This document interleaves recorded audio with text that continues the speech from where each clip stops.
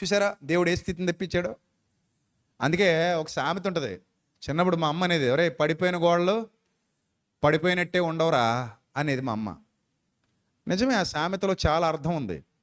పడిపోయిన గోడలు పడిపోయినట్టే ఉండవు, ఏదో రోజు మళ్ళీ ఏమవుతాయి, నిలబడతాయి.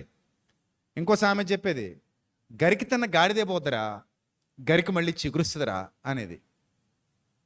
అంటే ఎవరైనా మనల్ని చీట్ చేసినప్పుడు, ఎవరైనా మనల్ని మోసం చేసినప్పుడు ఎక్కువ బాధపడిపోకు. ఒక గరికే గరికి అంటే ఏంటి, గడ్డి, దాన్ని గాడిద వచ్చి మేసేసింది, చివరి దాకా తినేసిపోయింది. గరికి ఆత్మహత్య చేసుకుంటుందా ఏంది? నాకు ఉన్నదంతా పోయిందని చెప్పి గోదావరిలో దూకేద్దా వెళ్ళి?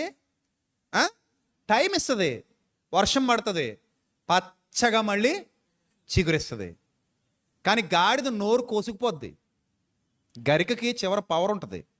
ఎలా బట్టి ఎలాగందనుకో నాలుగు దిగిపోద్ది. అందుకే అదే పోద్ది, పోయిన దానికి వచ్చే పోయే కాలం వస్తుంది. నువ్వు మళ్ళీ ఎదుగుతావు, నువ్వు మళ్ళీ చిగురిస్తావు. అందుకే ఎవడో ఏదో అనేసాడు, ఎవడో ఏదో చేసేసాడు, మమ్మల్ని తొక్కేశారు, మమ్మల్ని లేవలేదు, నన్ను మోసం చేసేసారు, నన్ను అలా చేసేసారు, ఏంటిదంతా? ఏంటి చెప్పు? నేను అతన్నే నమ్ముకున్నాను, నేను ఆవిడనే నమ్ముకున్నాను. ప్రపంచంలో 850 కోట్ల మంది ఉంటే నువ్వు ఈ గాలిని నమ్ముకున్నావా? ఆ గాలితో నమ్ముకున్నావా? ఇంకా దొరకలేదు ఎవరు నీకు? ఏదో లోతు కుమార్తెలు అన్నట్టు మనకు లోకములో ఏ పురుషుడు లేడన్నట్టు ఈ పురుషుడా నీకేంది? నన్ను మోసం చేసాడండి బాబు, నమ్మించి మోసం చేసాడు. ఇంకా ప్రపంచంలో పురుషులు లేరా? నమ్మి మోసపోవడం నీ తప్పు. ఇంకా వదిలే, మోసం చేసినావు నీకెందుకు? ఆడి గురించి బాధపడతావేంది నువ్వు? కాల్లో ముళ్ళు గుచ్చుకుంది, తీసి అవతల బారెత్తావా? లేకపోతే ఆ ముళ్ళు అట్టనే ఉంచుకొని ఓ ముళ్ళు నా ముళ్ళు అంటావా? సిగ్గుండక్కర్లా, బుద్ధుండక్కర్లా?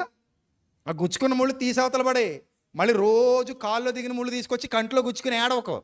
ఈ ముళ్ళేనండి నా కాల్లో ఉండేది, నా ప్రాణం అండి, నన్ను గుచ్చిందండి, చాలా నమ్మానండి దీన్ని, ఈసారి కంట్లో గుచ్చుకుంటున్నానండి, ఇంకా నమ్ముతున్నానండి.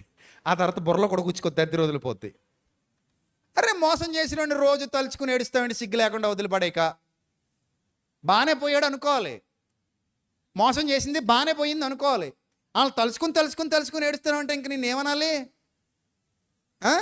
దరిద్రం వదిలిపోయింది, కాలు కంటుకున్న బురద, ఇన్నాళ్ళకు బురదని తెలిసింది, బాగానే పోయిందని ఆనందపడి డ్యాన్స్ చేసుకోవాలి. కానీ నీ మనసులో అది పట్టుకుని లైఫ్ లాంగ్ ఏడుస్తా కూర్చుంటావా? ఎప్పుడు జ్ఞానవంతుడు అవుతావు, ఎప్పుడు జ్ఞానవంతురాలు అవుతావు?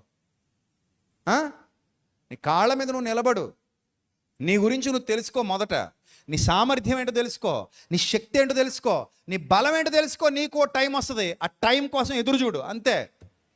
ఇప్పుడు యెఫ్తాకు టైం వచ్చింది,